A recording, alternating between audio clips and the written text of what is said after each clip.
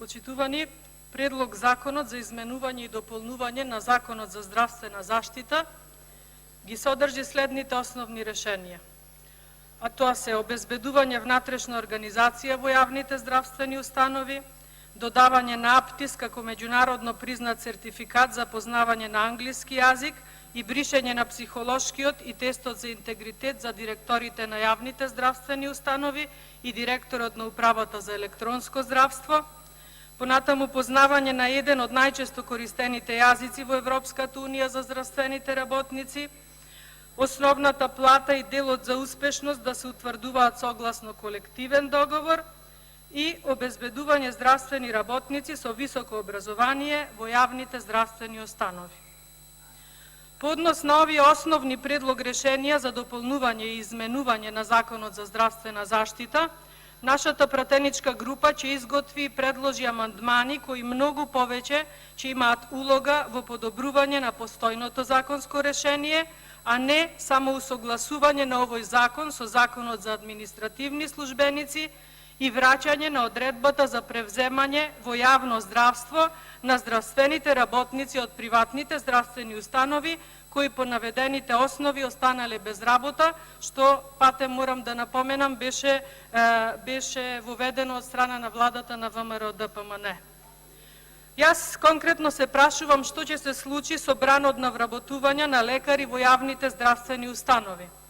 Дали со ова ќе се остават на милост и немилост матичните лекари и стоматолозите, кои досега веќе требаше да имаат покачен капитационен бод од 90, односно 75 денари. Дали со последните договори за матичните амбуланти со Фондот за здравствено осигурување на Македонија не се зголемува револтот кај оваа категорија на медицински работници и што Министерството за здравство предвидува за нив?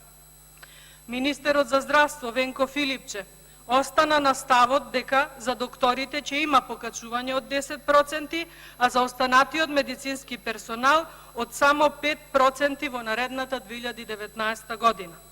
На министерот му биле предложени неколку опции, меѓу кои и таа, например, покачувањето на платите да биде еднакво за сите здравствени работници, па макар тоа да биде и за 6 или за 7,5%, но еднакво за сите. Сепак министерот останува на ставот дециден, дека сака, но не може, бидејќи тоа многу ќе го оптеретело буџетот. Со оваа поделба што се прави сега од страна на министерот и овој предлог закон, настанува поделба по друг основ меѓу вработените во здравствениот сектор.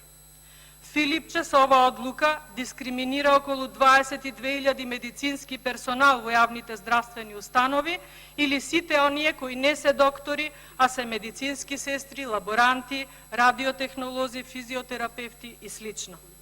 Иако знаеме дека еден доктор во просек во јавното здравство има 4 до 5 лица на друг медицински персонал околу себе, како со овој предлог закон и со буџетот за 2019 година ќе се мотивираат на квалитетни услуги сите здравствени работници од јавното здравство. Ако велите дека со укинувањето на плаќањето по учинок се намалува револтот меѓу здравствените работници кој лошо влијаел на меѓучовечките односи, вие сега внесувате друг револт. Да не е сериозно, ќе беше и смешно. Нам само ни преостанува да слушаме повторно ветувања за наредната година, кои ветувања не се ништо ново, туку се само проекти и планови кои досега требаше веќе да бидат реализирани. Затоа сметам дека ова предлог законско решение е недоволно опсежно и добро осмислено и дека нема да предизвика задоволство ниту кај здравствените работници, ниту кај пациентите. Ви благодарам.